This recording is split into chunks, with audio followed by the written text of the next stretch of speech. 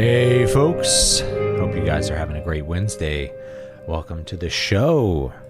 I'm going to do some more drawing of the map for the King Leper fulfillment, and then we'll do a little gaming, hopefully. Play some Expedition 33, Clair Obscur.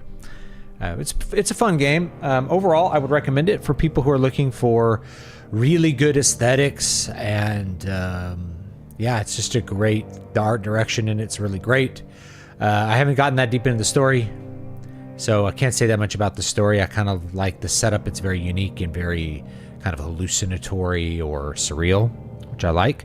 I'm not crazy on the gameplay, on the combat, but like the dodge mechanic, I just don't like it very much. But you may like it, and that may keep you interested.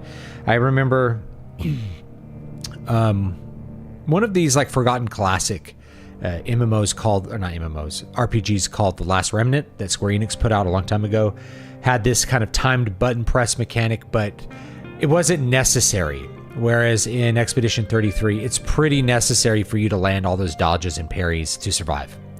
So it's not a mechanic that you can just be subpar at or ignore like you can in Last Remnant and be just fine in the game. It's one that you have to actively do, and I just don't enjoy it. I don't like it. It's not a welcome addition to an RPG format like that. If I'm timing all the dodges and stuff, I'm like, well, I just kind of at that point would rather be playing like an action game, I guess. Right? I'd rather be playing Final Fantasy 16 if that's something that I have to do, rather than strategize. I have to strategize and then do that. I'd rather just play the action game. That's just how I am.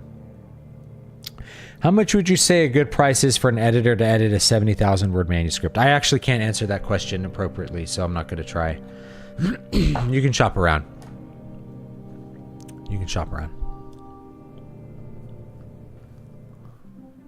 Oh, an ad. I love ads on my own music, which I actually don't, these aren't monetized videos, so like I don't get any money because an ad played. Kind of fun thing.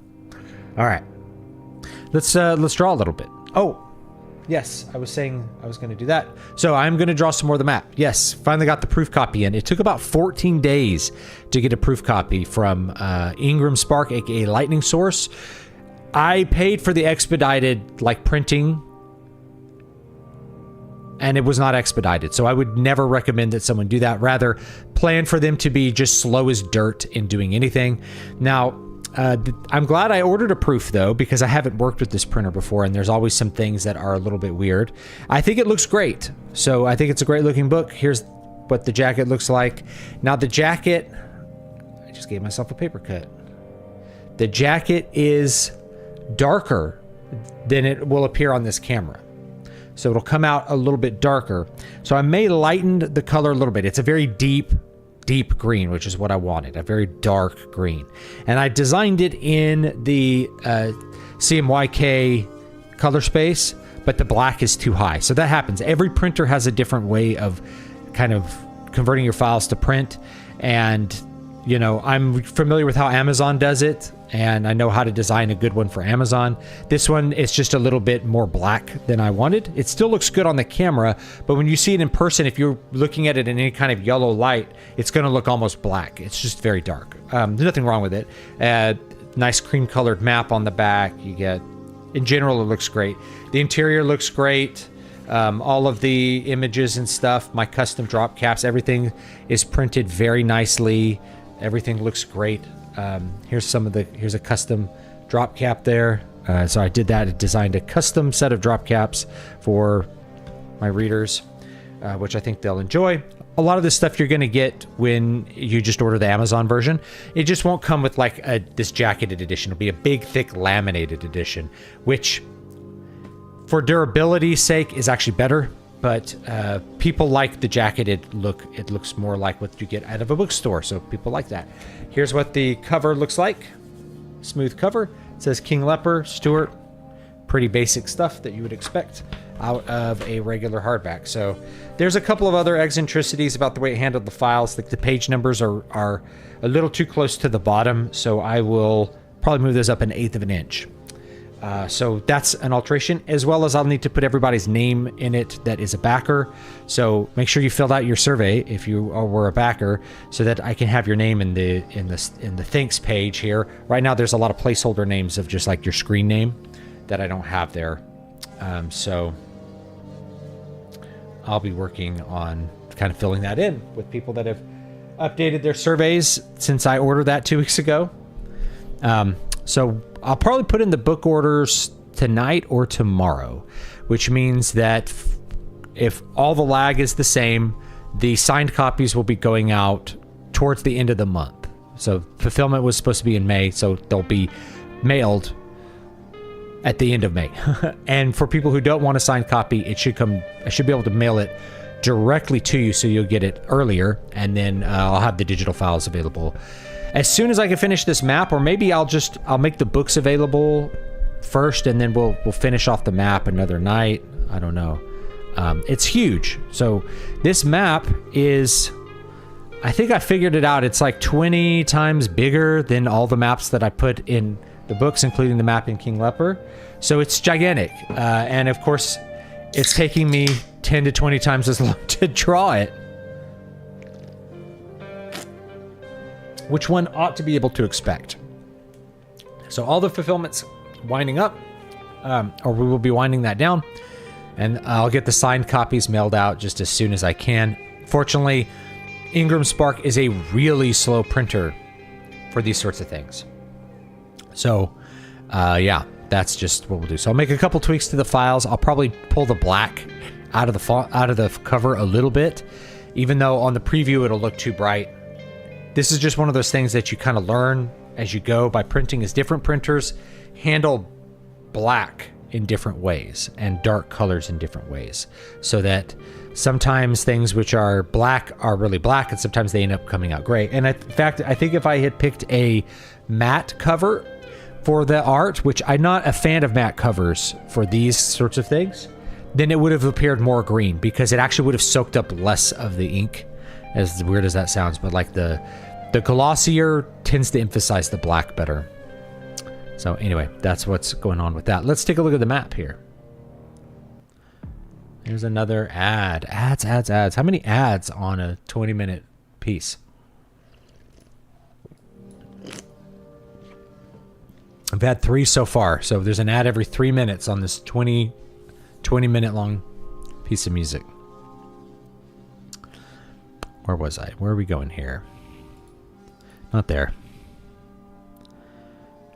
Wacom tablet. Boom, there it is. All right, let me see if I could position this correctly. Turn down that light. All right. Hey, you guys want to see this? You guys want to see this thing? Let's take a look here.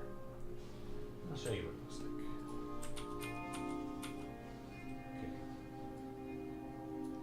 Here's all the lands you know. Here's the land of... Oops, let's get over there. Here's all the lands you know. Here's where Water of Awakening takes place. Here's where Moonsong 1 takes place. Here's where Moonsong 2 takes place. Here's where Moonsong 3 takes place.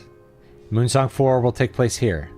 Moonsong 5 will take place also here, and Moonsong 6 will take place here. So those ones aren't out yet.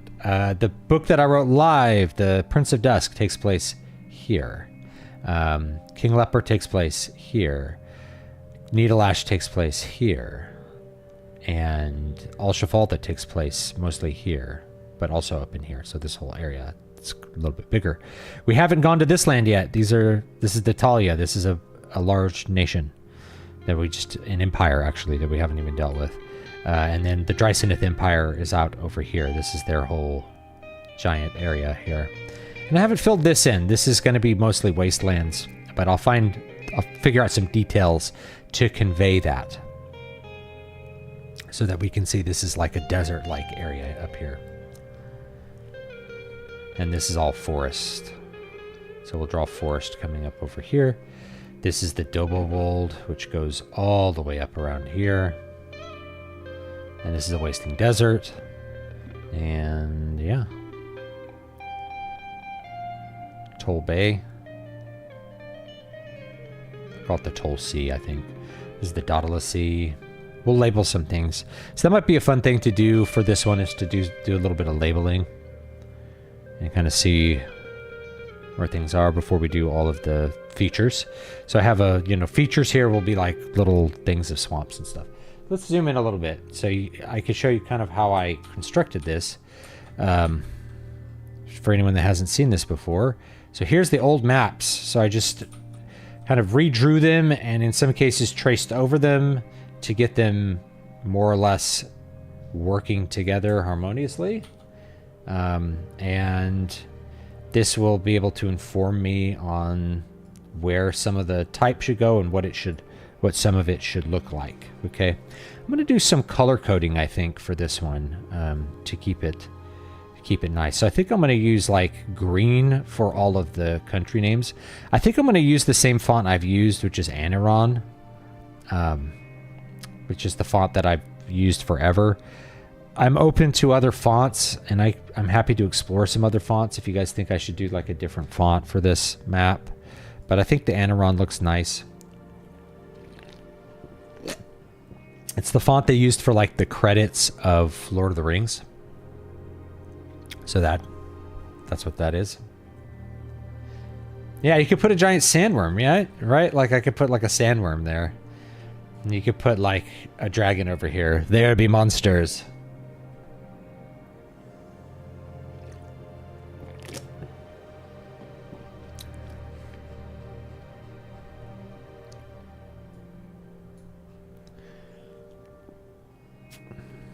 So yeah, we can label a couple of these areas here. And then we have to draw some of the forests. So the forests will be here. Kind of made to look like the Mirkwood map from The Hobbit. They need to be, this scale is off. So this was another challenge, was getting the scale correct, because there's several different scales at play, and some of them are larger and some of them are smaller. And I had to go with really the larger scale because I used a much smaller scale for these smaller countries. I needed to use a larger scale to kind of get everything to look correct in this.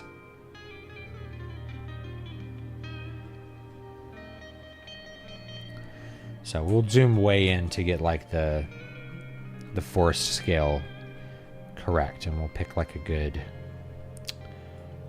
pin size for that.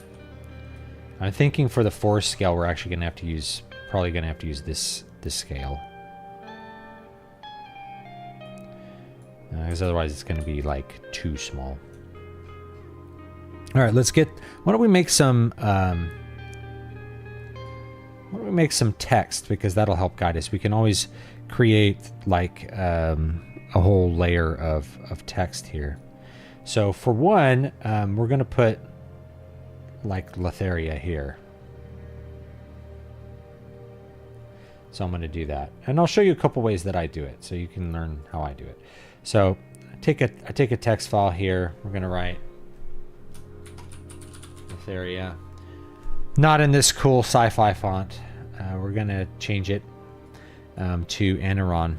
Let's open this up.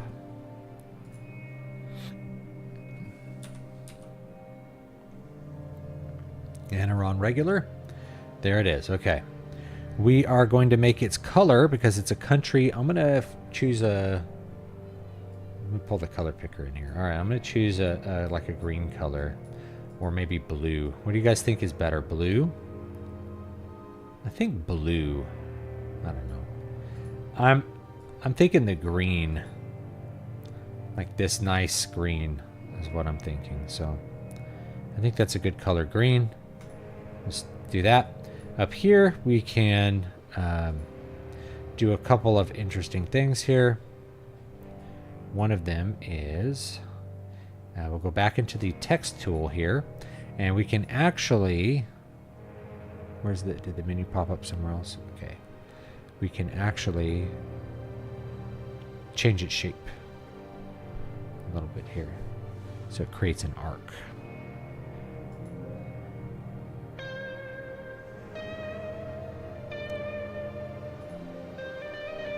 Yeah, oh, here it is. Here it is.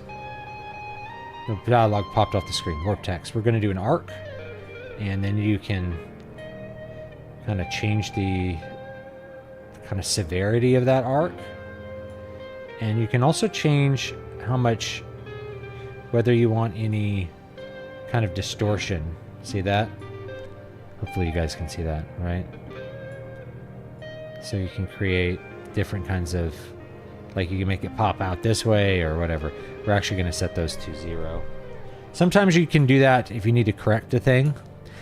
So this creates an arc, and this looks pretty good. There's some other ways that you can do this too. If you want to do some non-standard shapes, you can create a line tool, and then basically you create a path and then write on that path, and then it'll be whatever shape you want it to be. But I find like these gentle arcs tend to be, you know, the best here. And then from here, oops, we can turn it. Here. It's not turning. There it goes. This is really laggy for some reason. Okay, then we can, of course, shrink it. Unless it lags out again. I don't know why it's being this laggy with something so simple. Something going on the computer.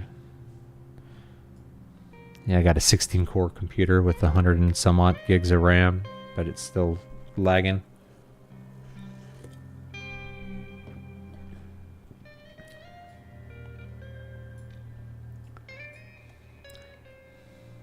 Man, that lagginess is crazy. This is going to be really slow if it's going to be this laggy the whole time. There's got to be some kind of issue here. Hold on a second. Let's see if something's eating up memory. It says Photoshop is using 23 gigs of RAM, but only like 0.1% of this CPU. Nothing else eating up CPU or memory, really. So I don't know. It's just laggy. Laggy for whatever reason. Sometimes you can like restart Photoshop and that'll fix it. So I may try that real quick. Photoshop is really not a great program.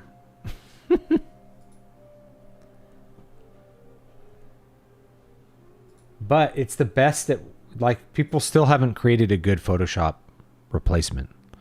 So you're stuck using it for most things. All right, let's see. Let's see if this helps. This is a giant file, though. It's colossal.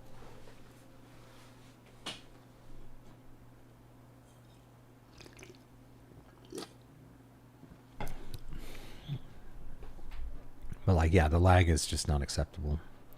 And let me grab this with a... No, it's still mega laggy. With this nearly indefensible move that I'm going to show you right now. Picture. Yeah, it's still mega laggy. Wow, man, I don't know what the problem is, guys. I'm very sorry. Maybe we won't be doing text because it's simply too laggy to work with.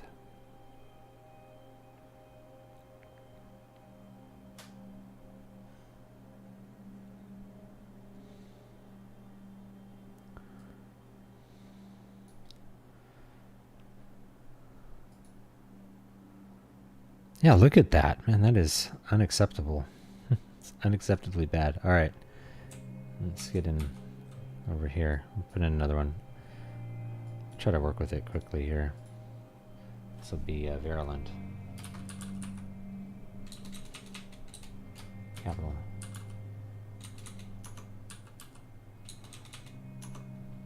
Oh, that's why. Take that off.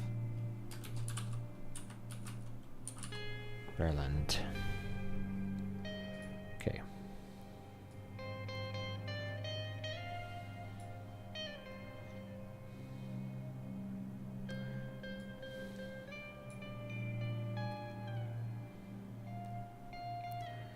And we'll do the same thing.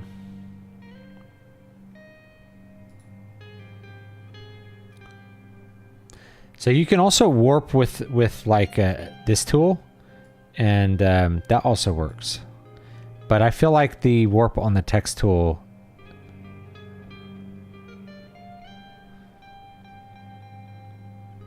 just works slightly better. At night. I may have to do this off stream because it's just too... I may need to like restart the computer.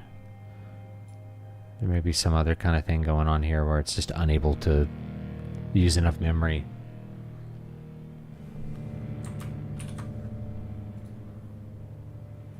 And it's using 30 gigs of memory now.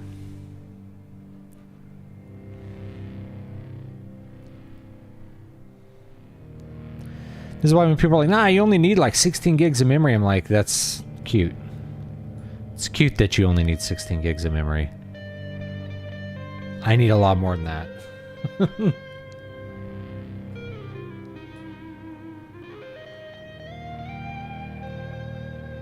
Okay.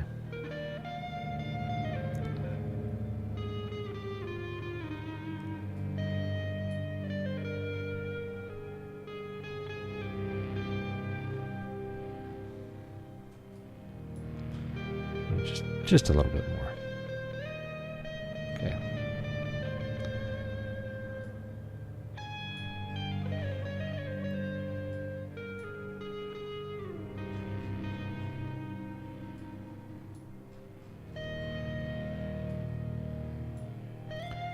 All right, we'll do another one here. Wow, that lag.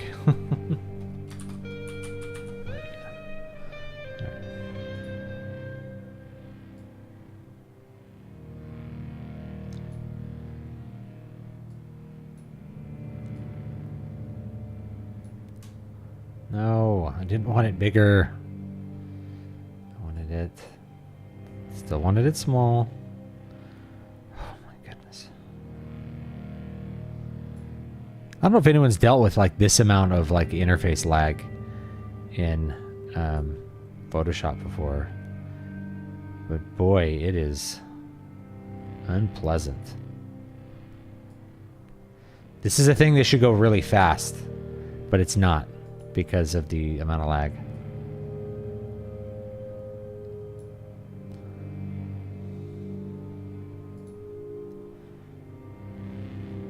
I feel like I'm working on a computer in like 1995 or something.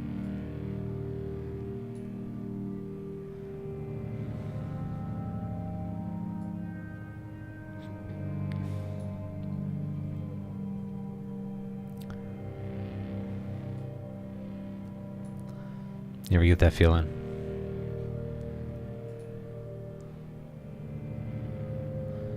Okay. It's still a little too big.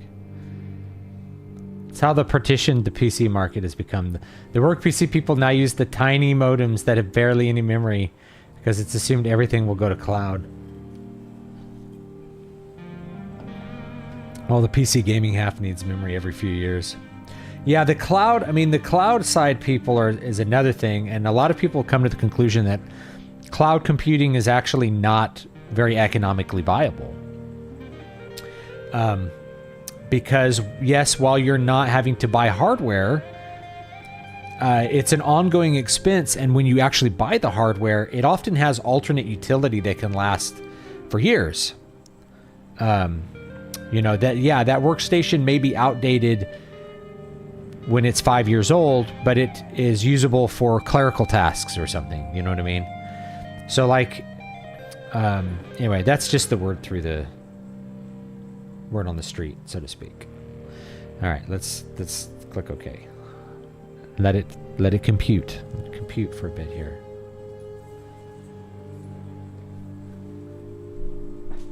This is going to be Ardaland. Let's make sure I'm spelling it right. Here it is. Two L's. Okay.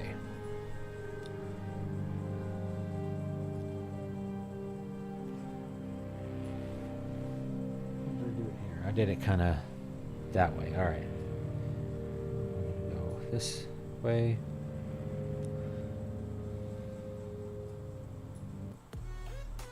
Another ad.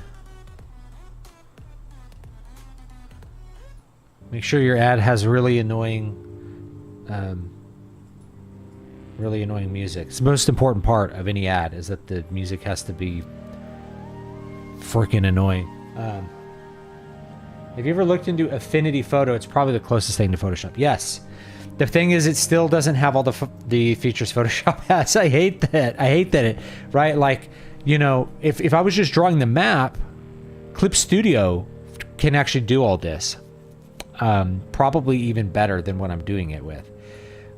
But, you know, when you're like, oh, well, I want to do this thing, you're always going to end up finding like some random, basically like a random feature that you didn't realize you needed, and you have to go find another program for it. It's totally doable. It really depends what you're using it for, right?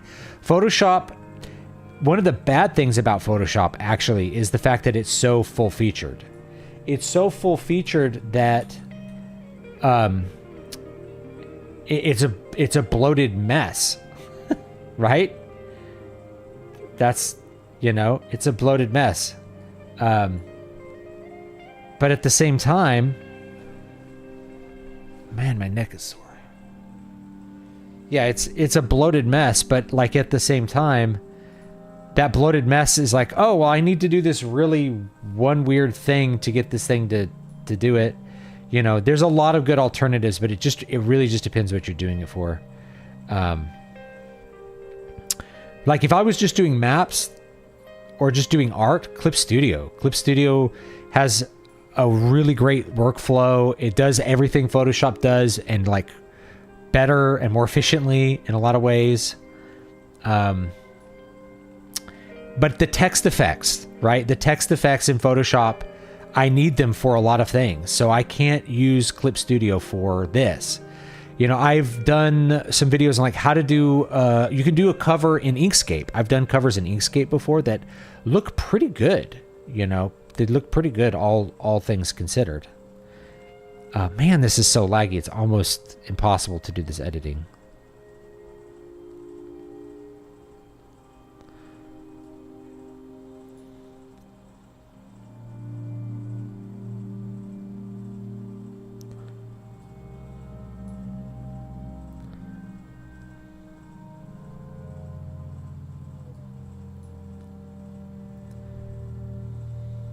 There's a lot of really good Photoshop alternatives, is my point. They're out there and they're great.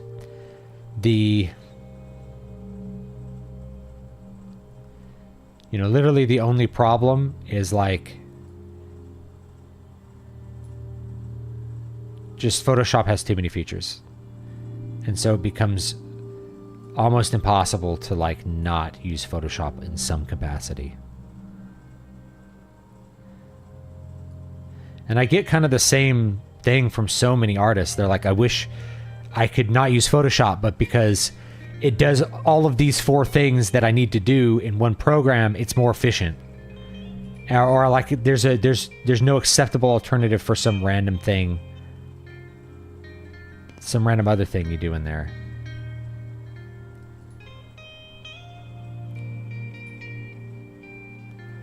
Where's my art controls?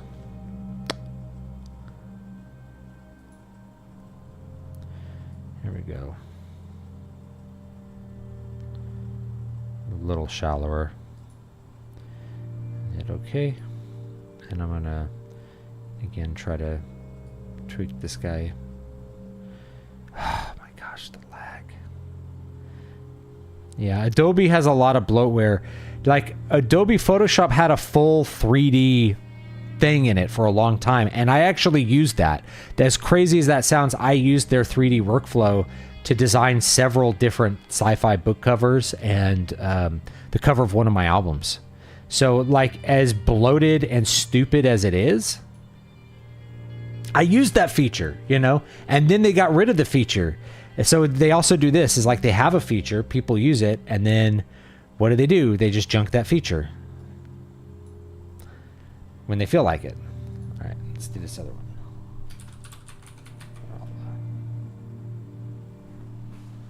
Is it 2 R's? 2 R's, 2 R's. Oh, no. No.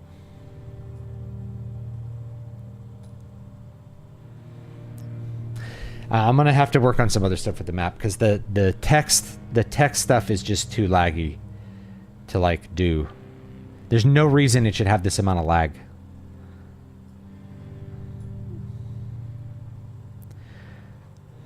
But like for my maps, it's like I did maps in Clip Studio and they work great. But then when I needed to do text effects, I had to bring them into Photoshop anyway. How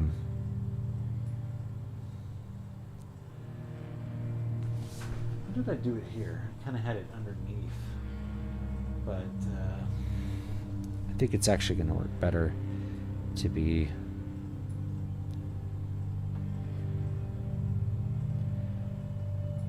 It's right here.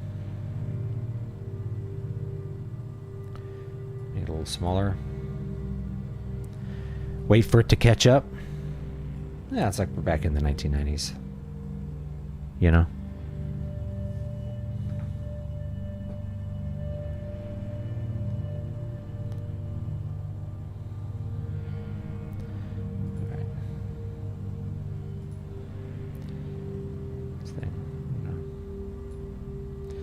That way a little bit. Nice.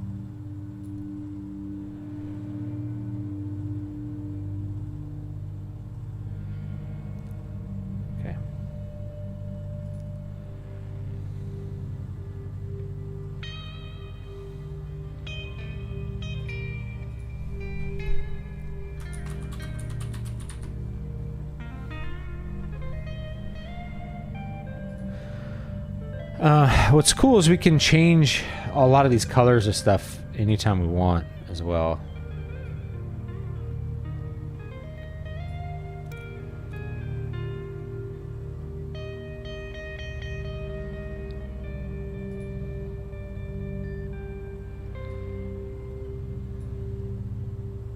This needs to be smaller.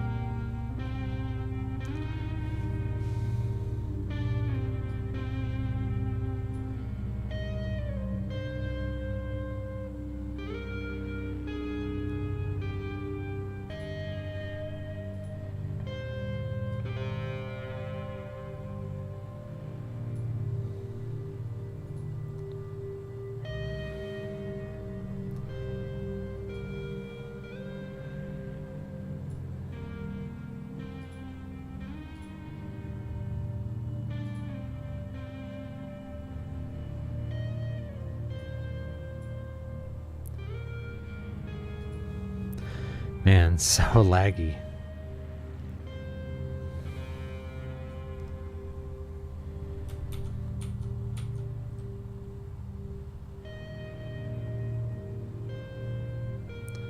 Let's check this out. So I'm going to put all this in. Let's create a folder. We're going to call that folder text country. So country level text, which will be green.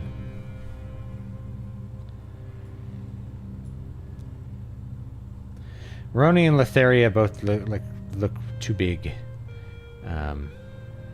You know, this whole area is called like the Petty Kingdoms, so I'll probably put that up here. You know, this whole area. And this is Vitterland. I'm gonna shrink a lot of these.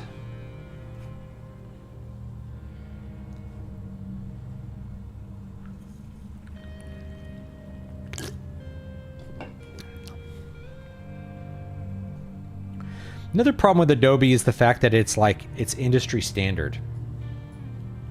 And industry standard becomes a problem because everybody expects you to use those files. So like you get a stock photo from someone, you get an illustration from someone. It's in Photoshop format, or it's in Illustrator format, or some Adobe specific format. And yes, other programs can totally read those. But see, this one shouldn't be laggy, right? Like this is not laggy at all. So just straight up drawing doesn't seem to lag it out. But for some reason drawing text, it's creating all kinds of problems. Oops, I didn't want that in that layer. Put it in this layer.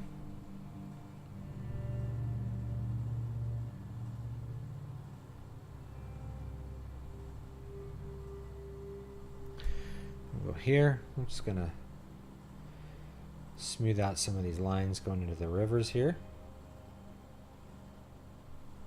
And then I can just kind of refine them with my little eraser here.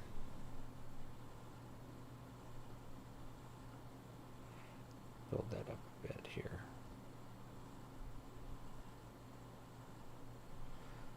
Build that up a bit. And we really got to get this going down from like a high point. So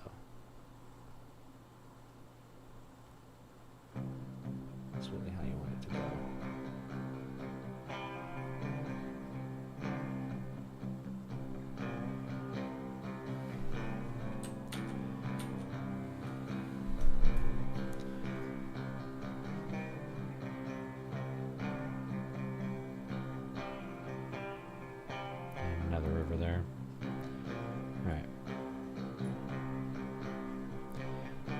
Most of this is pretty refined. Let's work on the coast a little bit. Let's actually start up here and do these waves. This is a very tedious step, but it's one that really makes the map look good, in my opinion. How do you keep the world history straight? So I have a very large document that's like a wiki that keeps it all more or less straight. But the other thing is, because I'm the creator, I don't have to keep it all that straight. I can change it whenever I want to, for whatever reason I want to, and that gives me quite a bit of creative freedom. But yeah, I have like a document that has like all the history kind of straight here. And then some of this is stuff I haven't written stories in yet, so I just get to like make up some place names for, you know, things that I want to do later. And I'm allowed to do that in my own books, which is great. And if I decide to change those names in an upcoming book, I can. I can do whatever I want to, because I am the master.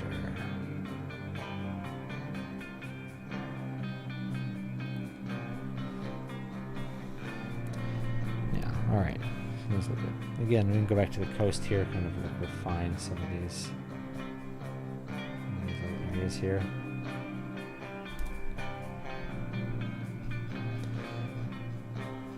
I'll show you how I do get these waves to kind of envelop things.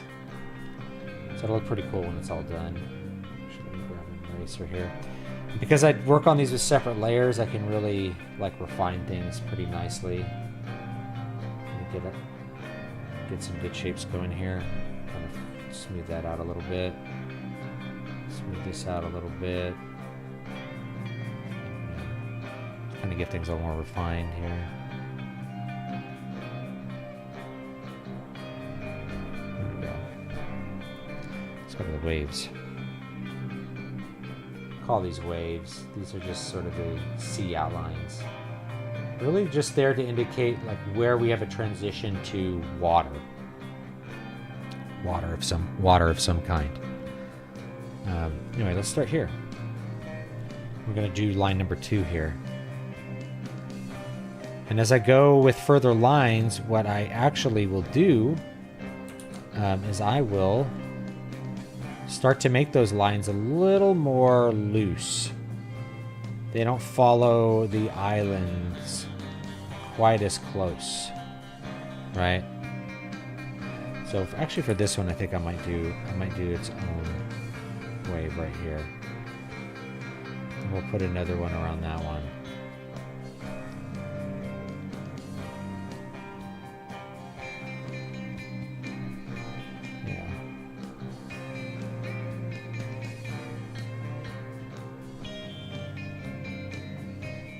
Then when we do a second one here,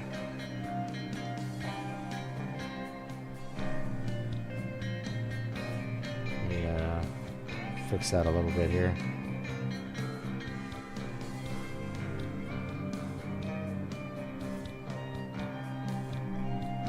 And go like that, and then around like this. And this one might have room for 2, so we'll do 2 on this one, like this. And as we get further away from the actual coastline, things get a little looser. They get a little more gently curved. Maybe you guys can see that, maybe not.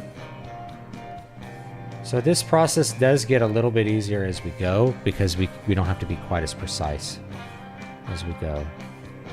You know, for this island, see, we just go around that island, and then we this minimalist rock piece going here. Sometimes I do interesting artistic things. Yeah, there's a question here, right? Like this one could really be its own. It just kind of runs in a little bit here. So what I'm going to do is I'm going to create like a little pocket there. This.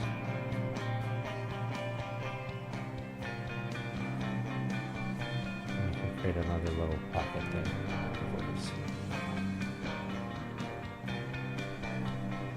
Now you can even shrink the size of the pin as you go, kind of depending on what you want to do. Like there might actually be room enough for like a whole one here. Let me see. See if I can do a whole. Yeah, there's room here. So we'll grab our eraser. And erase this part. Close that in. And then go around this one.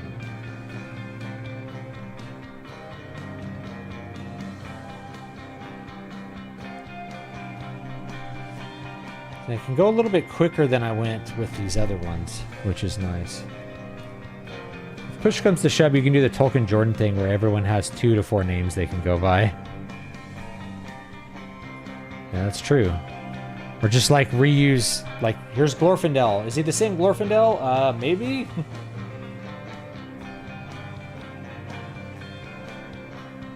He might be the same Glorfindel. He might be a different Glorfindel. Is he the Glorfindel that killed the Balrog? Maybe. Boy, wouldn't it be nice to have him in Moria?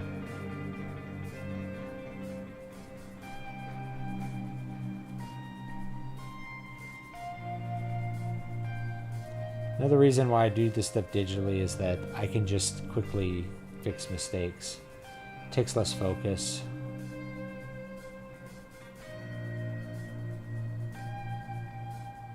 A lot less focus.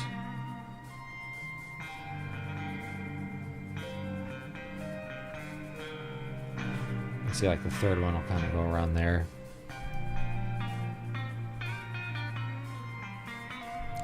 Or we can do something like this.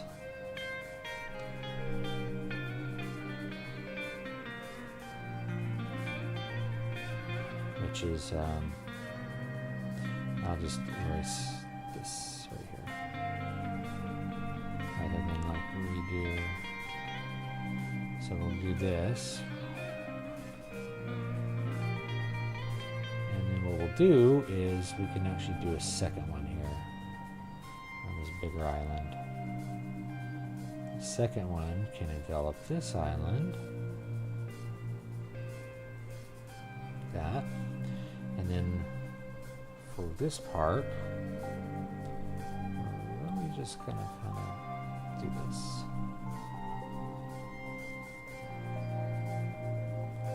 Gonna go around this way.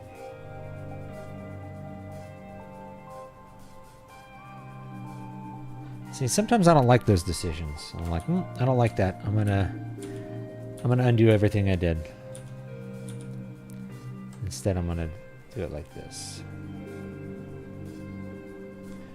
And then I'll do a different one there. I'm like, I don't like it. Undo.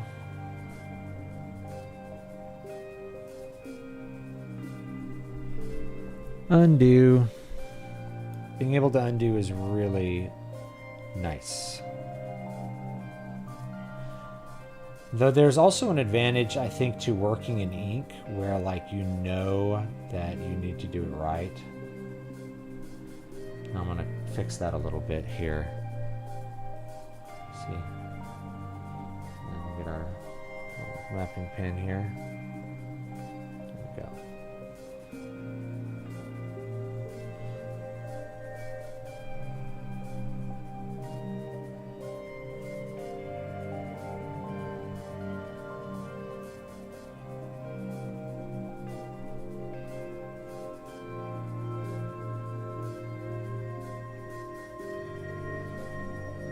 Trying to sort of file off the edges as we go here. Hi David, is it possible to claim the ebooks from Kickstarter somehow? I'm not seeing an option to do so. They're not available yet. So I'll make them available to everyone who backed the project. And if you didn't back the project and you want the ebooks, they'll be on Amazon soon. So you'll be able to get them from Amazon. No big deal. Okay, thank you. I didn't need an explanation of the brush tool. So thank you, Photoshop, for taking that moment to explain to me how your tools work. I appreciate it. You know, having never... I need to do this one. Having never used the brush tool in this fabulous program you've designed for me, so that I can achieve my creative dreams of making fantasy novels that a few people read at least.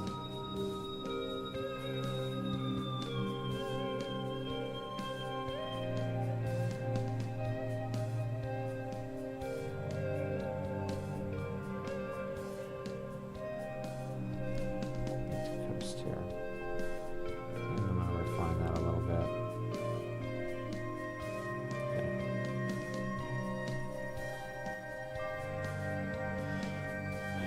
You know, the only reason the ebooks aren't already available is I didn't want them to be available like way before the physical editions. And also, I'm still working on this map, as you guys can see. I'm still working on the map.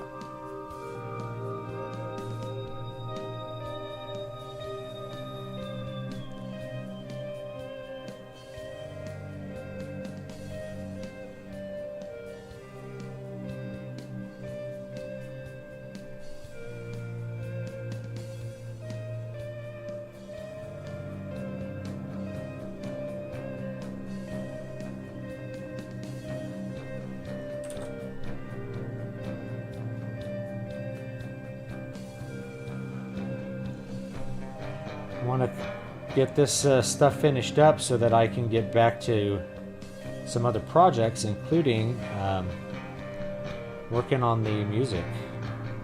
I have some stuff to finish off the 100 improvs that I would like to do.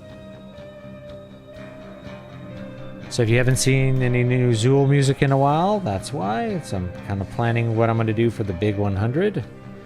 The 100 improvisations.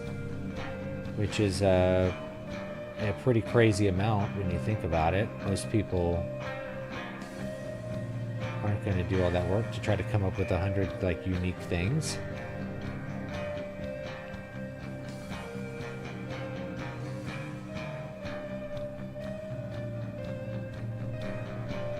Oh, I'm doing all this on the wrong layer.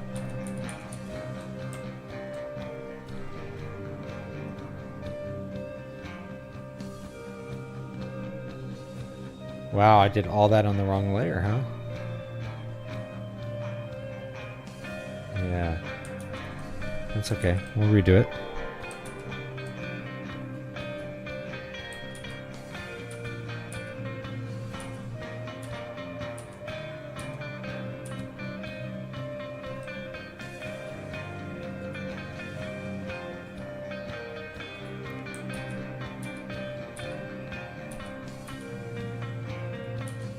There we go.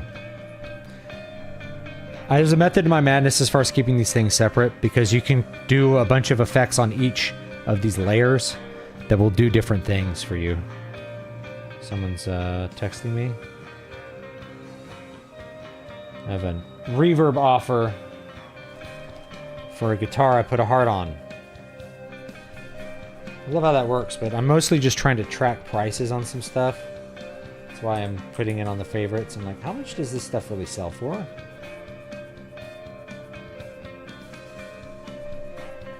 So in case I want to buy it or sell it in the future, I can.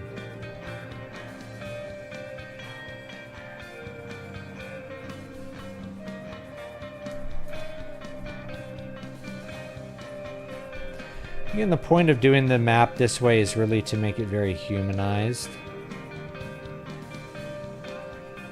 People have always suggested weird little like tricks to like make it easier. And I'm like, that's not the point. The point is actually not to make it easier, but to make it more human. To have all of these little human touches.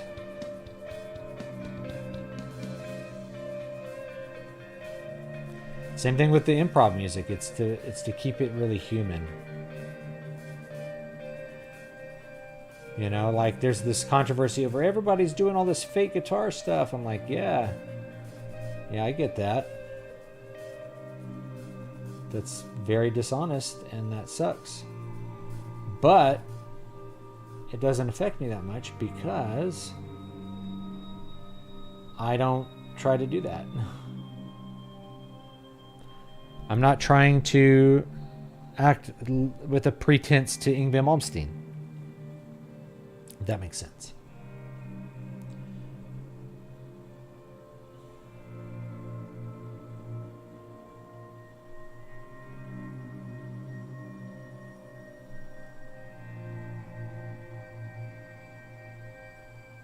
The other thing is, you know, we already have Yngwie Malmsteen, so it's not really necessary to try to be him again.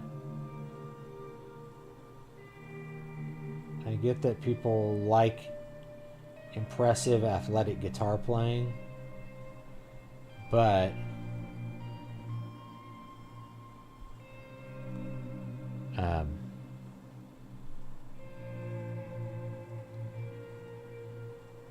what's the point? Everybody's already been impressed.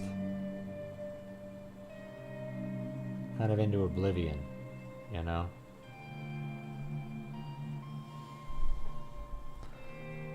So what's the point of like doing more, even more of that? I don't know. Obviously, it gets views on Instagram to do that, or whatever your social media platform you like to look at stuff like that on. There's obviously some kind of advantage to doing that. Or people, I guess, wouldn't do it. I realize I've been saying like Giacomo wrong. Giacomo. They're like, oh, he's Giacomo. I'm like, what? I always thought this is Giacomo. Giacomo. Sounds French though. I thought he was Italian. And they're like, hey, he's actually French. No, he's Corsican. How dare you insinuate that Corsican is French?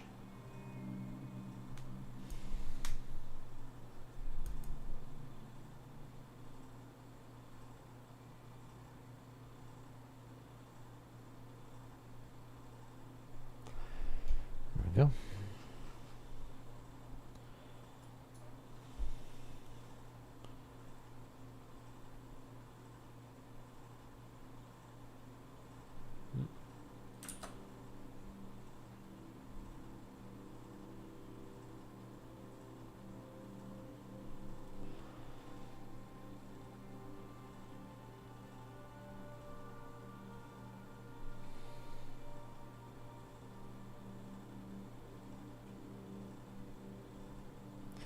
And I'm like having one of those moments where I'm like, I'm pretty sure I've met a Giacomo in my life. And that he was Giacomo, not Giacomo. With like that weird soft G. I was like, I was sure this guy was Giacomo. Aha, no, it was Giacomo the whole time. And he just was very nice. It didn't correct you. Oh, no. It was Giacomo the whole time.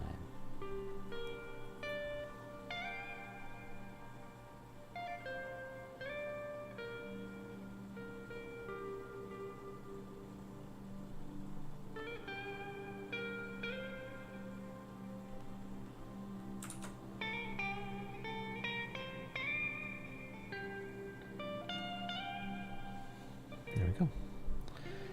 All right. See what that looks like. So when you look at it at the whole thing, it looks pretty cool. You know, it's just very tedious. Now, we spent that time doing that. Look at how much more coastline we have to do. Okay? We did that.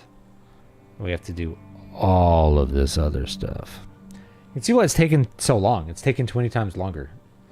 I love seeing people give classical gas a try. I can't play any instrument myself, but it's fun to see someone who's proficient at something. I've had so many people ask for that piece, and I was like, I've never heard it. And once, like, I'd had like 50 people ask for it, I refused to even listen to it. I'm like, you know what? I'm not even going to listen to this piece, much less play it at play it on request. They say, I don't know what that is. Like, oh, it's someone, so and so played it. I'm like, I don't know who that is either. Sorry.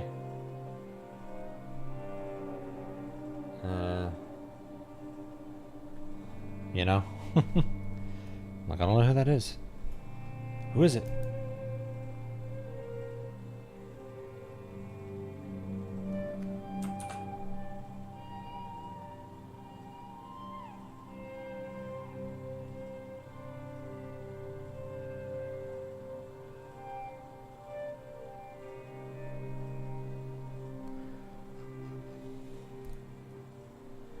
There's a little coastline on this guy.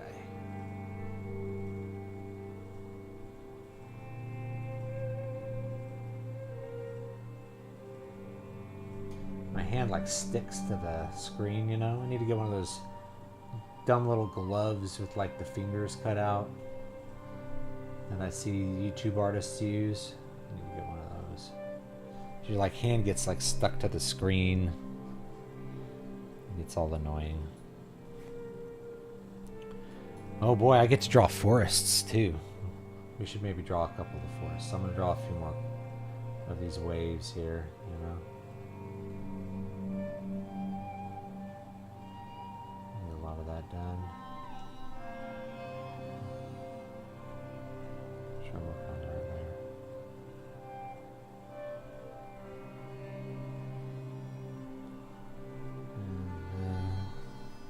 Find this little bit. There we go. Very nice. And why not? We'll do the second wave on these.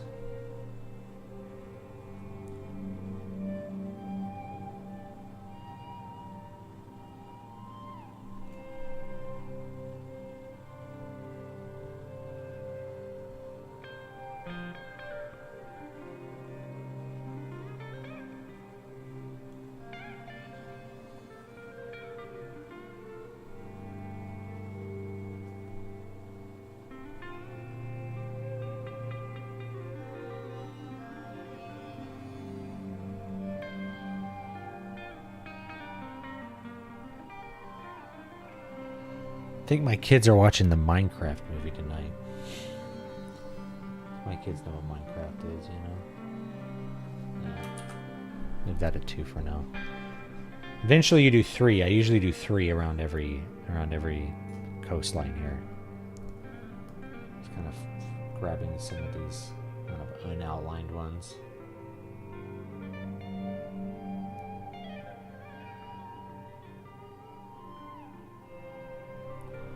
There we go. Found out that Giacomo is pronounced Giacomo by watching the Danny Kai movie, The Court Jester. Giacomo. Yeah, I've been saying it wrong my whole life, apparently. But I'm like, I swear I knew a Giacomo.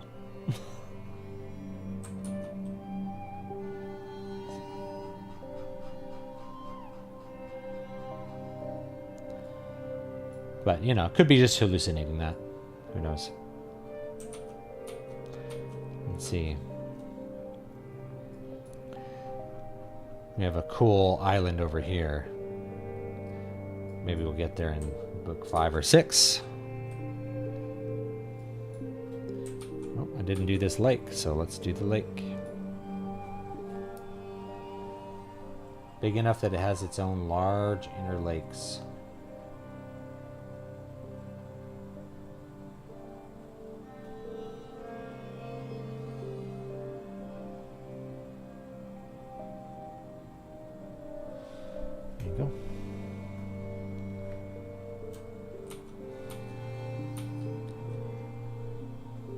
Maybe we'll do some features. I do have like a sketch layer here that I can turn on that's got some like notes. Like here's Pelinalda from Crown of Sight. You know, to kind of get some stuff going there.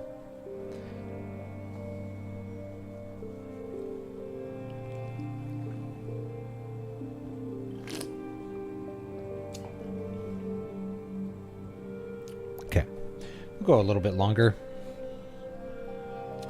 Shall we try to draw a forest?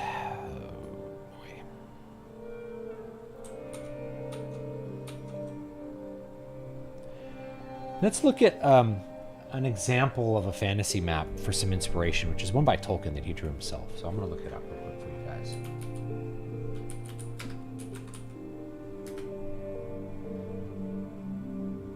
See if I can find the original one. That's not it. Here it is. Yeah, let's see if we can find a good copy of this one.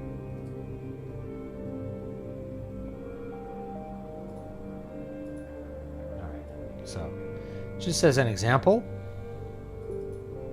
Okay.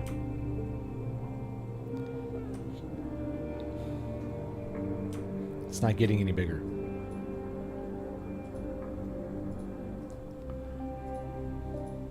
There we go. Okay, so we have our mountains here. You can see that he did like every tree here. This is some serious attention to detail. But you can see all the stuff that's in it, which is really cool. It's very cool that he put like the roads and stuff in them and all that kind of stuff. Probably not gonna go to that detail, but look, he had like a lake here and like spider webs, mountains of Mirkwood, you know, Elven King's Halls. He put spider webs, put Smaug here. I love this drawing of Smaug. Gundabad, from whence the orcs came. The woodmen live here on the edge of Mirkwood. Here's Bjorn, the Kerok. You know, very cool map. But like, look at the way he drew the trees. Like, I would love to draw the trees with this level of insanity. I don't know if I have it in me.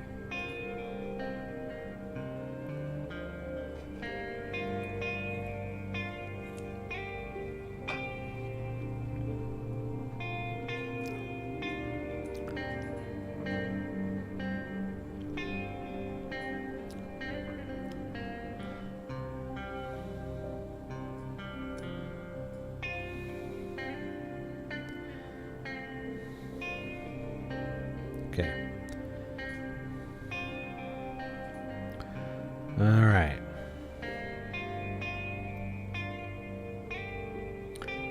Let's see here. This might be a good scale, but I don't know. I'm going to see kind of what scale I can use here. This might be a good scale, but I might do a smaller scale because, let's look up here. You can see this is the smaller scale.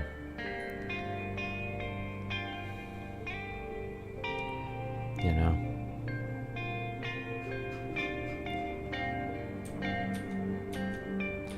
You can see, like, I've used small scales before, and you know, I had to kind of do a slightly bigger scale for the mountains because it would have just been too crazy to really do this.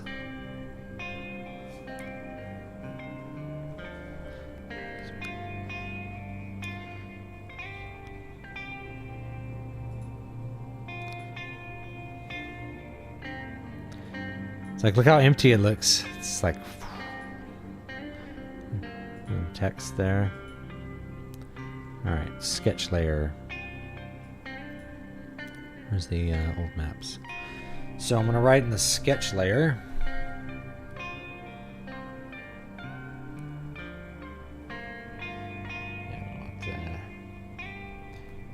So we're gonna write. This will be.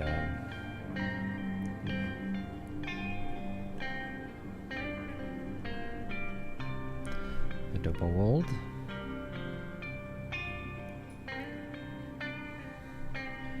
And then I'll go kind of here and around. I'm actually going to have it come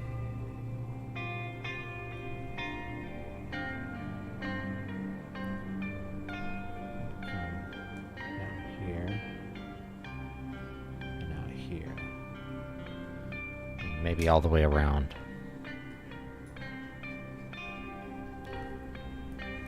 Maybe all the way down here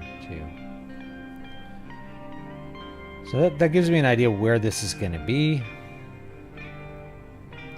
This is like the Fey Wastes right here. This is called the Grey Wastes. This will be like a marshland-ish. You don't really get marshes on Rain Shadows, but I don't know. Probably create like a desert there. Something like that. So again, I'm always thinking of the scale here. That this scale is probably the right kind of scale for what we're doing here.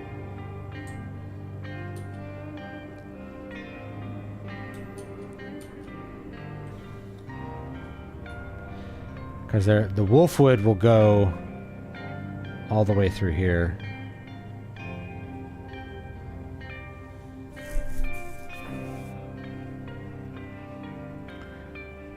And this is all a forest here. Right here.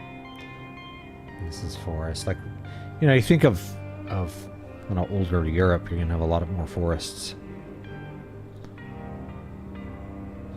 Actually, it looks like our double wold forest is going all the way over here.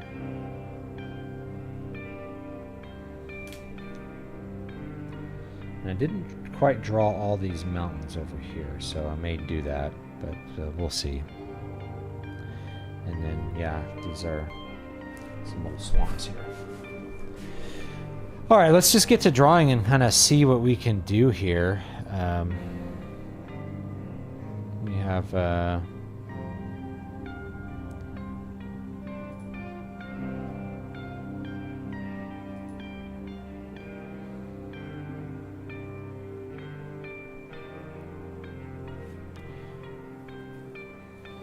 features shouldn't be text. We'll do layer. Do layer. I'm going to call this features.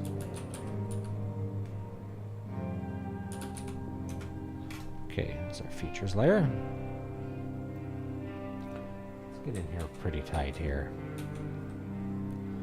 I can really start drawing things the way that I'm imagining them. One thing that I think I'm going to change to is I'm going to change, oops, black here. I'm going to make this pretty small. Let's go down to 10. Anything less than 10 point, I feel like we're too small.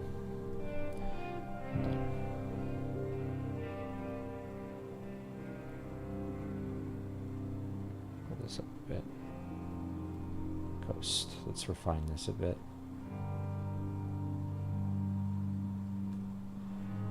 Refine these connections a little bit with a 10-point pen.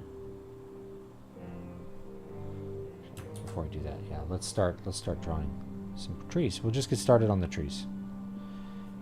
No time like the present.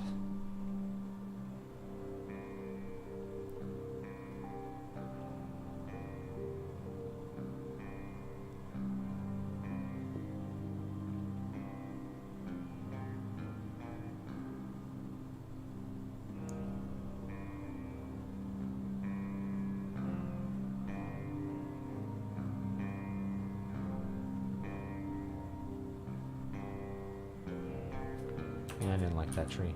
I'm going to do it again. I'm going to make these trunks a little smaller here. Like just that. One thing I did like was he also did kind of a little shadow here. So I'm going to copy it.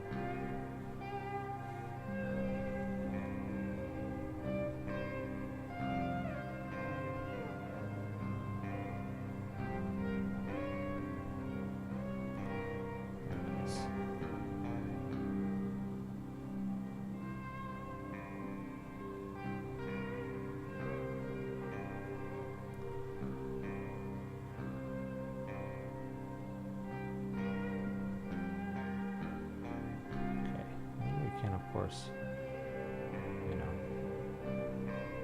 I'm gonna start filling in here. So forth.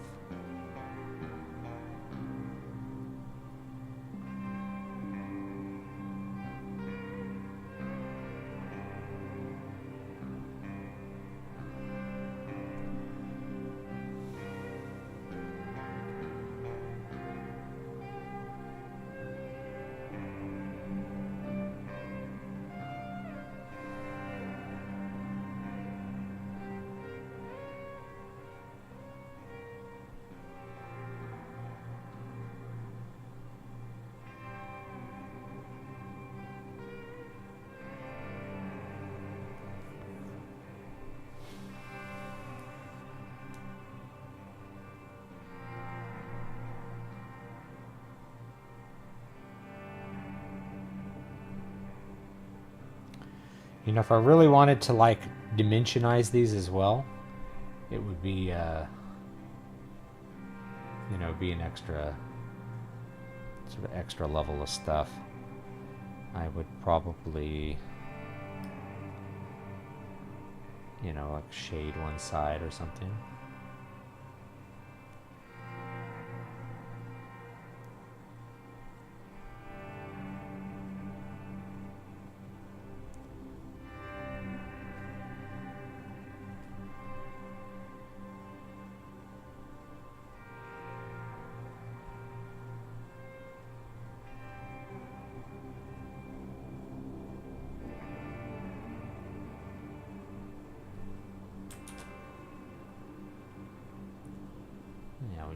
We can fill in a lot of stuff here pretty quickly at this point.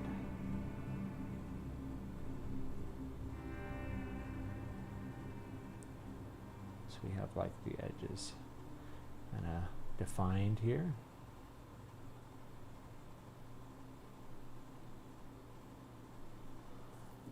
And just kind of fill in. Keep it kind of different here.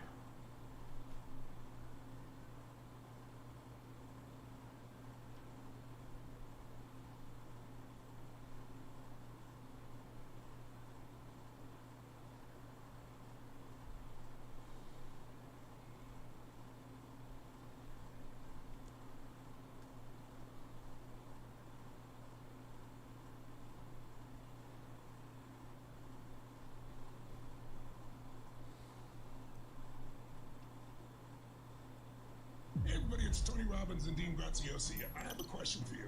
If you had to make a choice between having massive impact on people's lives or having real financial freedom, which would you pick? Well, the truth is you don't have to choose because there's an industry. This guy always sounds like he has a major voice disorder. I don't hate him or anything, but like, yeah. Let's take a look. We've drawn some trees. Is this going to be like the correct scale? Well, I think it'll be a good scale. I think it'll be a good scale. Even though it's very small.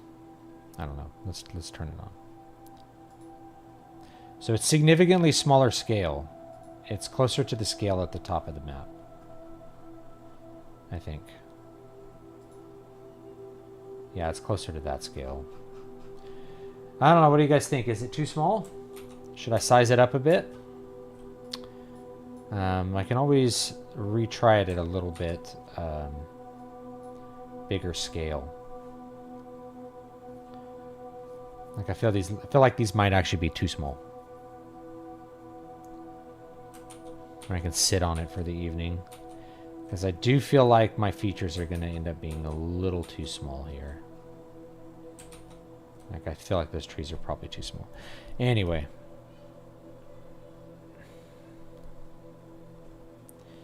We have some marshes down here.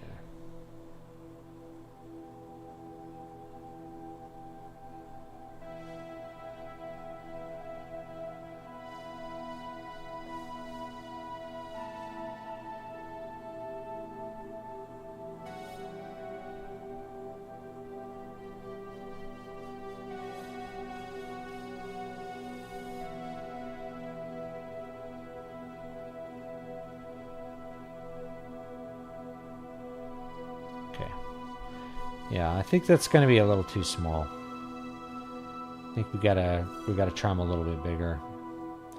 Like when I'm super zoomed in, it looks good, but when we zoom out too far, like it's, dude, it's going to be pretty small. So I think I need to find a scale that's kind of between these two extremes. So I'm going to just kind of slide over here and see if like I can get, let's try a little bit bigger scale. So this scale, I'm going to keep it here but do the same thing. And let's see if I can do that. We should be, you know, about that big.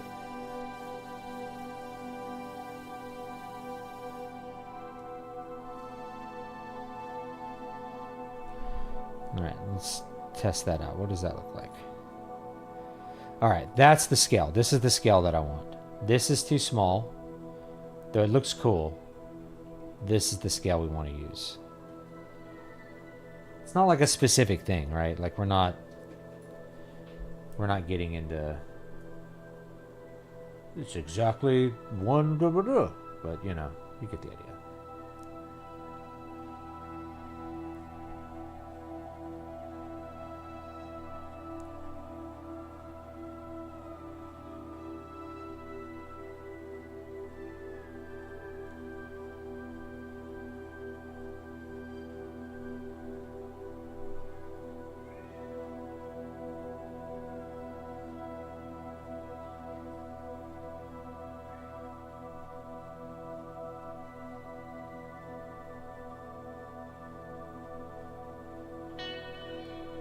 This will be a good scale right here.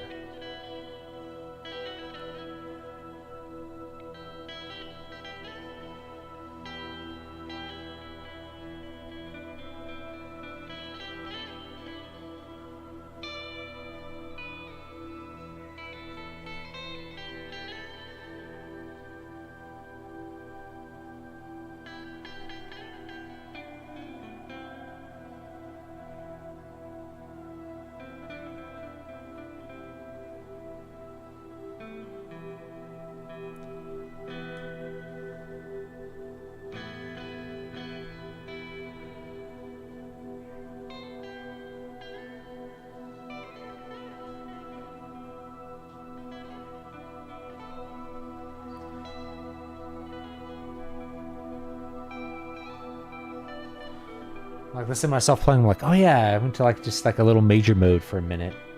Like, that was a cool idea. I like doing stuff like that. We just kind of, you know, for a minute we're gonna do it happy for a minute, you know. In our serious piece, we're gonna do some happy. Great news, Spectrum Internet customers. Now you can try Spectrum. Ah, thank you for the ad in the middle of that slow, heavy improv. Yeah, I'm shrinking the scale down again. We can't do that.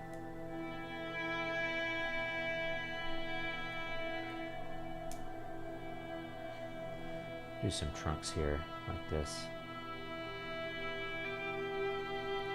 Do all the trunks as like our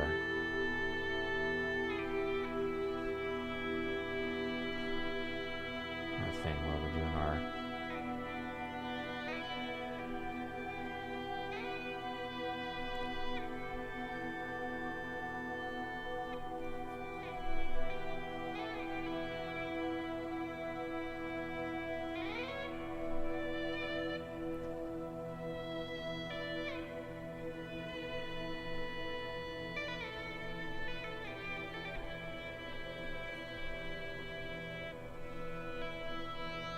start filling it in here.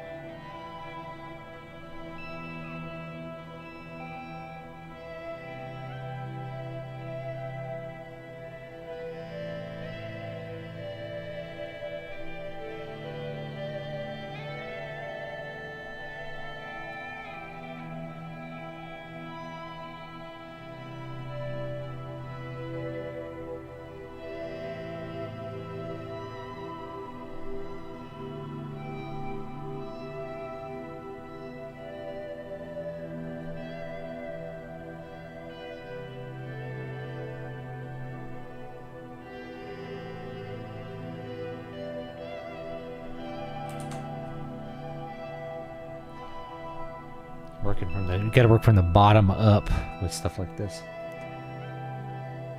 All right, about 8 o'clock. So I think I got the scale down. Unfortunately, I gotta erase some stuff I did, but this I think is a little better, kind of between this really large, kind of messy looking trees that I did before and these like smaller, more refined trees.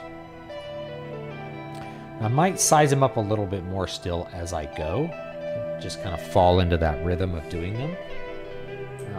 I find like if I'm too zoomed in, I will probably scale them down. So like any more, like if I'm doing it at this scale, they're probably going to be like the correct kind of trees here.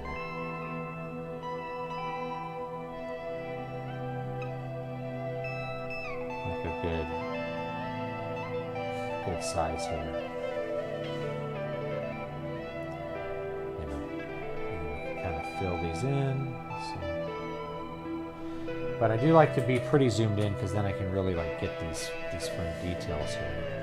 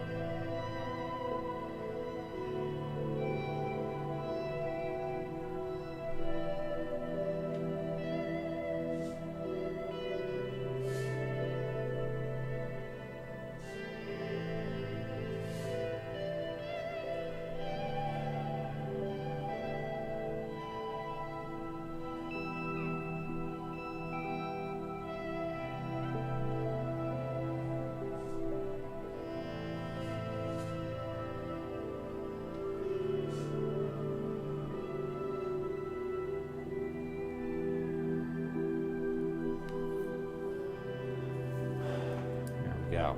Yeah.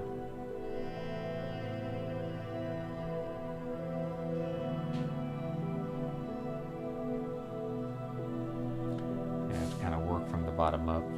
But yeah, it's coming together. All right, let's play a game for about 30 minutes, and then we'll, that'll be the stream. So, a lot of forests to draw still, and I'll be working on them pretty much every piece of spare moment that I have to work on this stuff. I'll be trying to work on it. I may still scale these up a little bit more. Like, this is definitely too small. This is on the edge of too small. So, the reason is, like, when we look at the whole thing, like, we could tell this is a lake. We could tell these are mountains. We're like, what is that? What is that tiny thing? Those are forests. But I kind of like that extreme detail too, so I don't know. You guys tell me if you want the detail to be, like, truly extreme.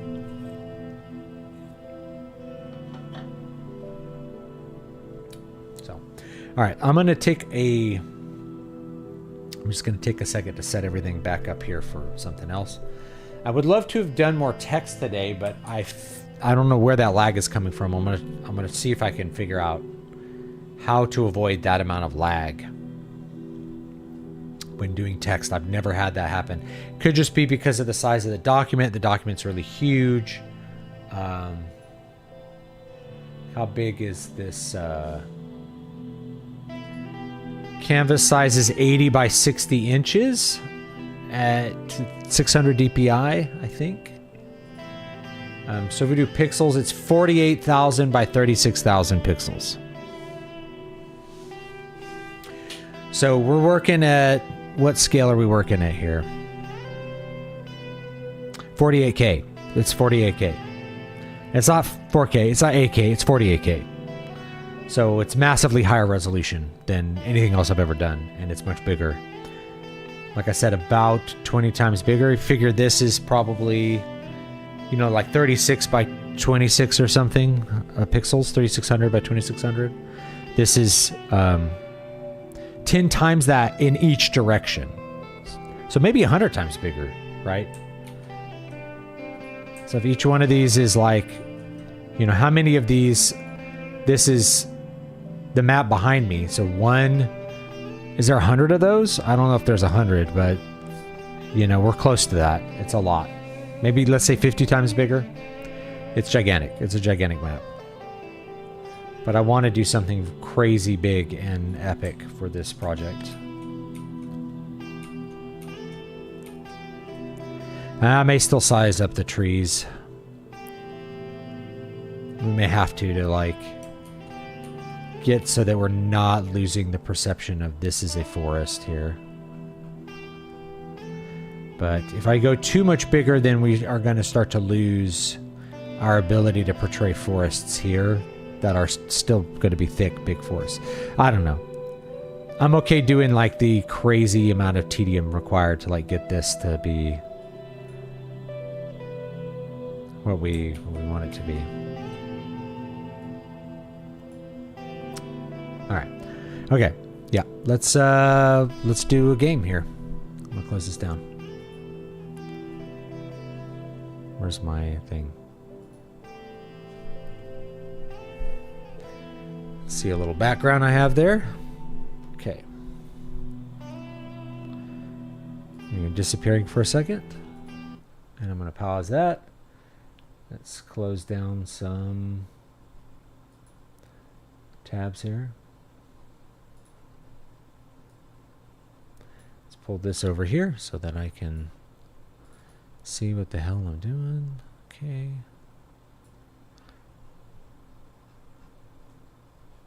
All right. Let's see here. We were doing Clair Obscur. Let's do game. All right. Hopefully this works. Play a game for about 30 minutes. Kind of wind down, relax, give my hands a break. Actually, doing all that drawing has been a little bit stressful on this hand, my right hand. I can feel it in my thumb, getting some, what do you call it, repetitive motion injury. You know, happens. Just gotta make sure we're not pushing it too hard. This guy on? Sometimes I have to re-plug him in. Here he goes.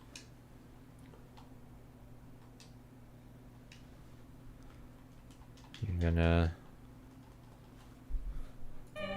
Oh, there it goes. Very nice music.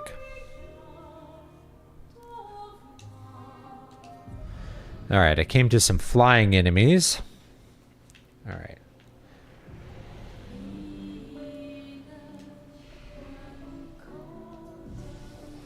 Gonna rest real quick. Do I have anything to do here? No.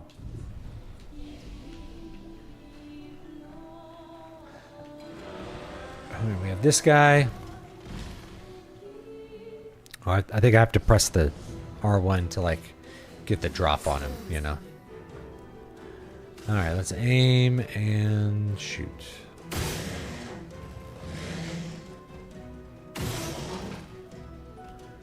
Does he have any other weak points? None that I can see. All right.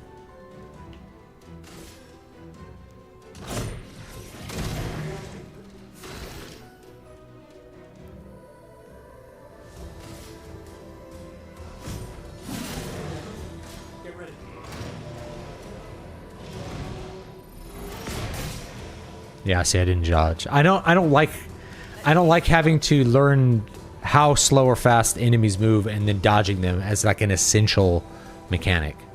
It's just not fun.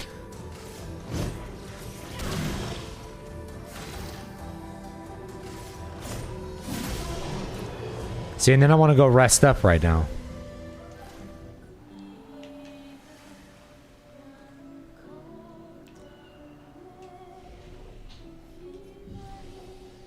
Refill our health, and then the enemy's gonna respawn. So we have to do this guy like perfectly, basically. You know.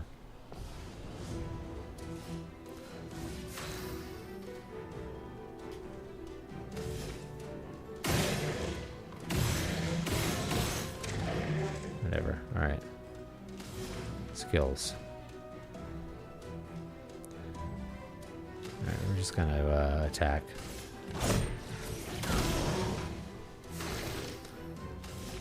There's nothing.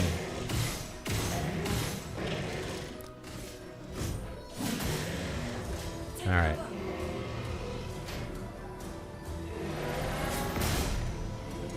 See, same idea.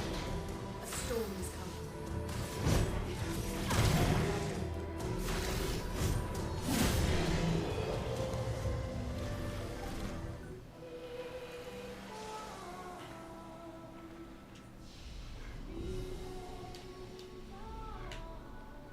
And then he's back. All right, we're gonna see if we could figure out the little dodging mechanic here. All right.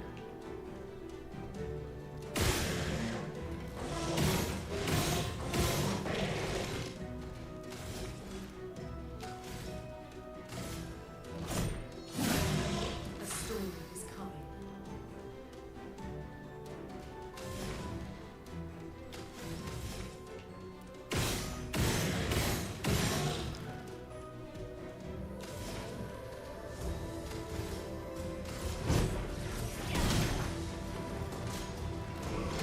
All right, he's jumping.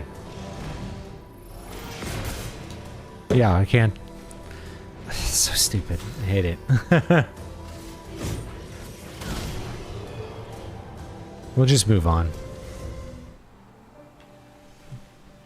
The annoying ass dodge mechanic. Do I have a map? I don't remember what I was doing the other day. I was supposed to keep going the other way. Anyway, we'll go. We'll just go.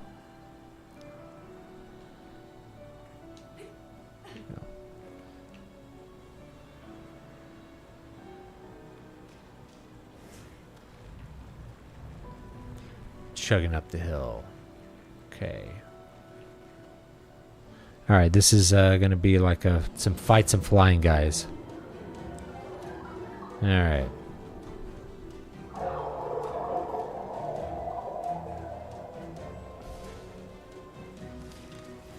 Brace yourselves.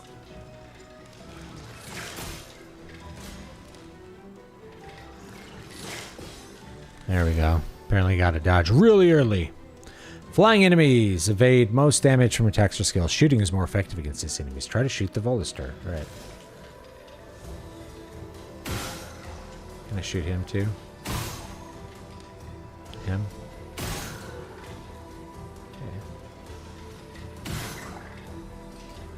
Okay.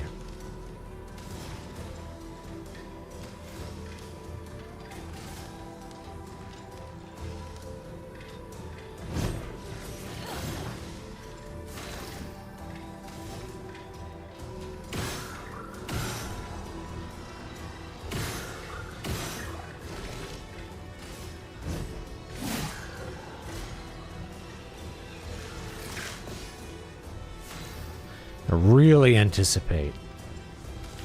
Unless I can just... There we go.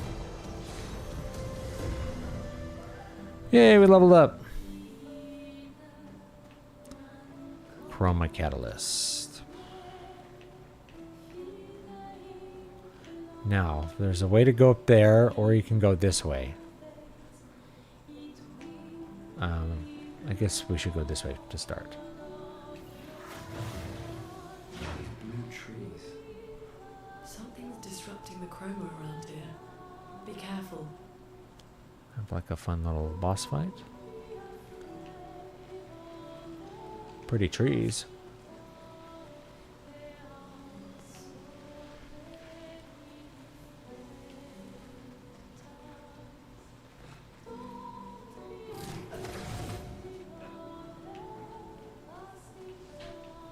Now, what was over there? Should I go back and explore that way? I kind of want to. Let's go see. Let's go see what was over there.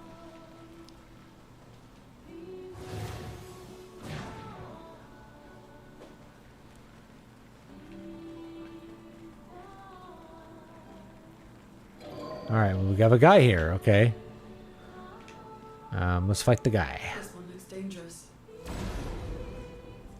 Let's try to fight him. Let's see what happens. Did a little mini boss last time. Oh, he is a boss. He's a chromatic lancier. All right.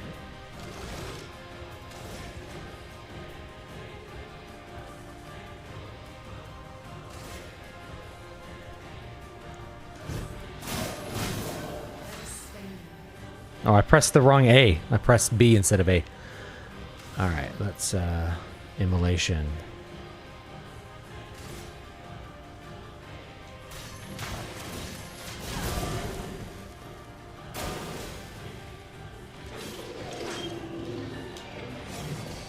There we go. Oh! Oh, he killed my guy. That's it. That was interesting. Okay. See, I really dislike this dodge mechanic. I am not a fan of it.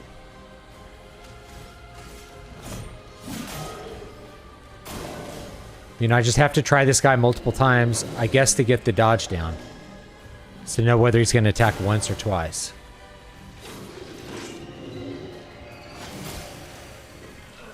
You know? Like, there's nothing strategic about that. It doesn't make me think. I just have to memorize an attack pattern and do it in, like, this specific way. Yeah, I'm not a fan of that. So that's my big gripe about this game, is I intensely dislike that. I don't intensely dislike it. I shouldn't say intensely. I don't like it. Like, it's too critical. You know, if I don't do this thing right, then...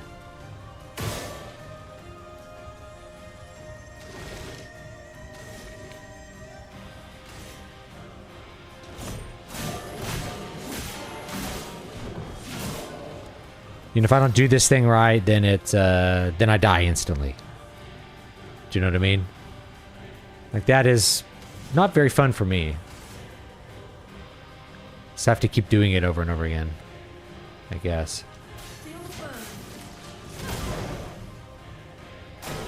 Take cover.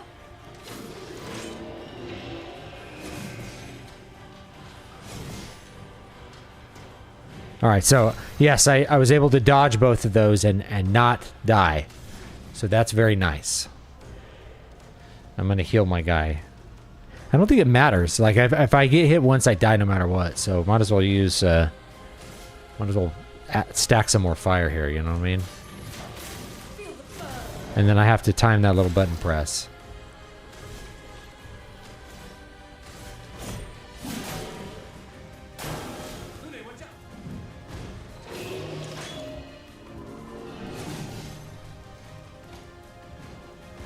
You attack slowly.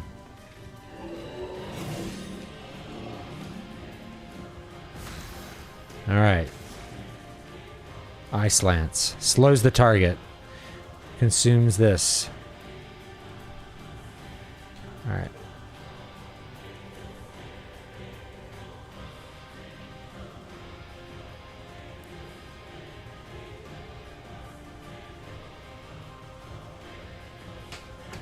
Oh, let's burn her. Let's burn him some more. This is working good. Feel the burn.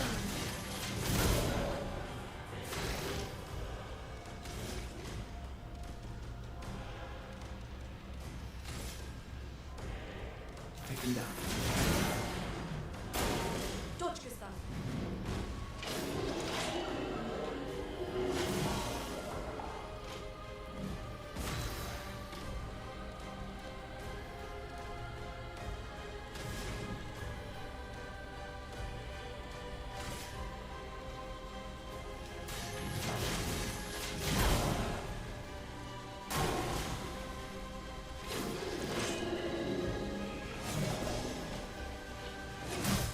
Yeah, see, he dies instantly. If you miss once, he dies no matter what. So it's like... Okay. She can take one hit. All right, now I got to do that all. I got to do all that again. Have adopt a single point into... Yeah. Sorry. Let me see what you said there. Haven't dropped a single point into health or defense because the game only wants you to dodge and parry. Yeah, that's what I'm gathering, and... I'm not a fan. I'm not a fan of dead stats. You know, and I've been critical of, like, things in, for instance, what am I thinking of? Oblivion, right? Like, there's dead stats and dead skills. I don't like that. Can you try to wrap it up soon? Ron's feeling a little bit upset. Okay. All right, got 10 more minutes.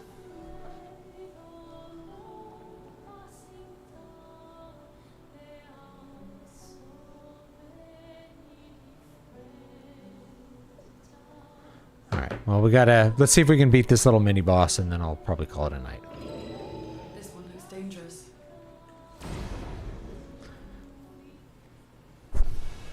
I'll shoot him in his face.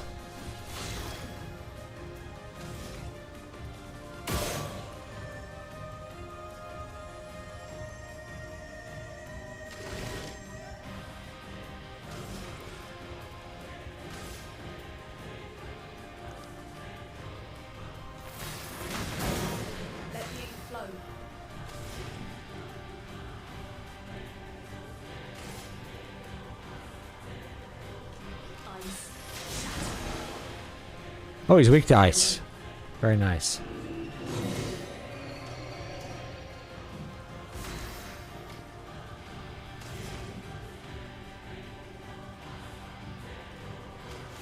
Just attack.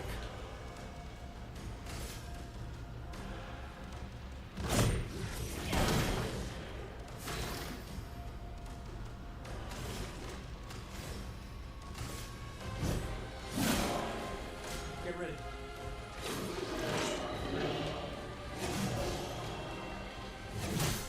Ah!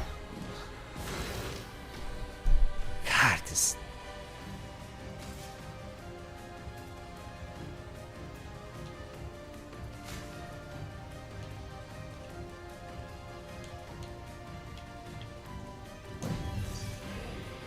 I'm back.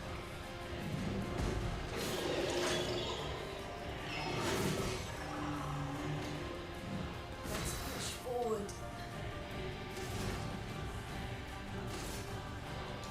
Ice. Shatter.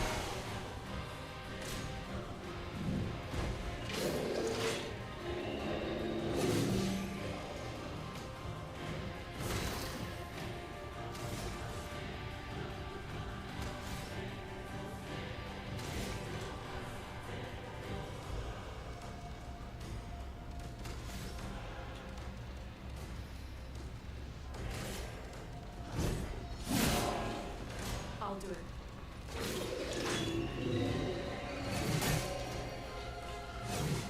Yeah, see, you miss one time, it's done. And I can't revive her, so I guess we're done, you know?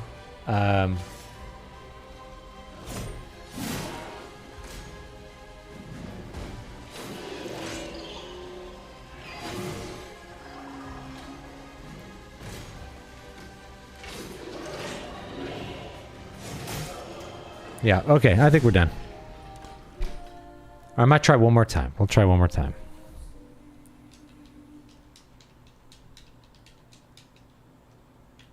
Try one more time to get this little boss.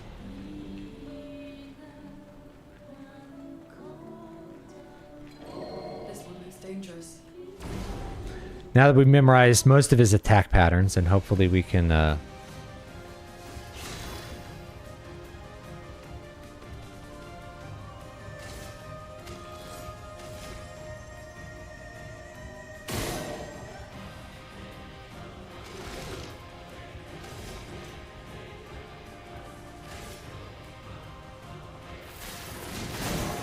The storm is coming.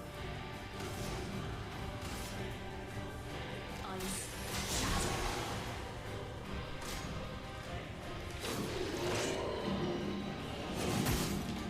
Come on, I dodged that. I dodged that first hit. Come on.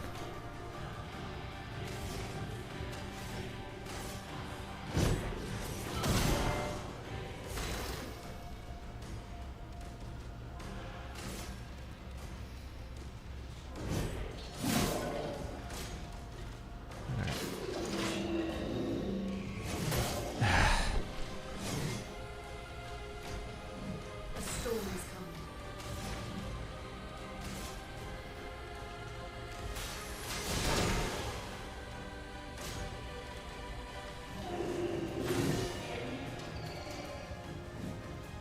I'll do it.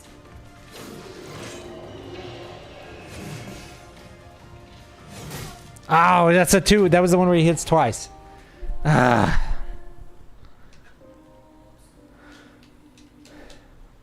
All right. You can change the difficulty mode at any time. I don't want to change the difficulty mode. I want to do this for real. This one looks dangerous. See if we get a reward here. I killed the mime around the corner here, so like, do this, kill this guy. We'll do the marking shot. Got him. All right. Ice Lance. Got him. It's going to do 2 attacks. Dodge 1. Okay. I can't dodge either one. And I got to see if there's like a way to yeah, to like just reload, because there's no, there's no reason to even do this at this point. Just like let him kill me.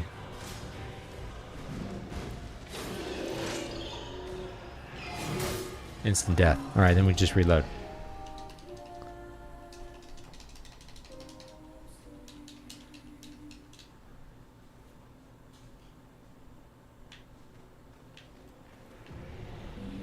Like, I feel like Dark Souls is more forgiving as far as dodging and stuff. This one looks dangerous. And I get that this is like a little boss or something, so it's supposed to be challenging. But when I think of like RPG, I don't think of like, oh, it has to be absolutely perfect timing over and over again. That's not what I think of. I think of like strategy, so anyway.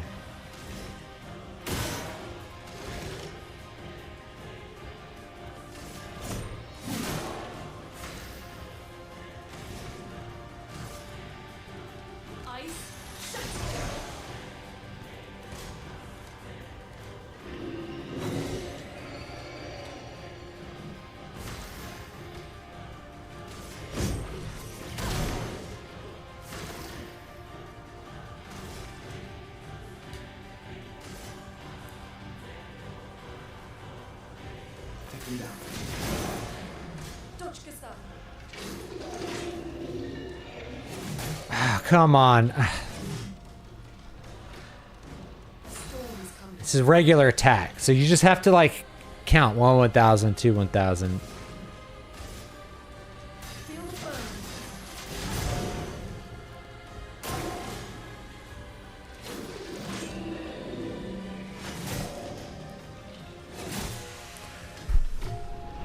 Yeah. All right. I think I need to go. We'll try it again another night. And also, like, this isn't super relaxing to me to do this. Do you know what I mean? This is like, I need to get into this. Like, practice this dodging. Learn every attack pattern.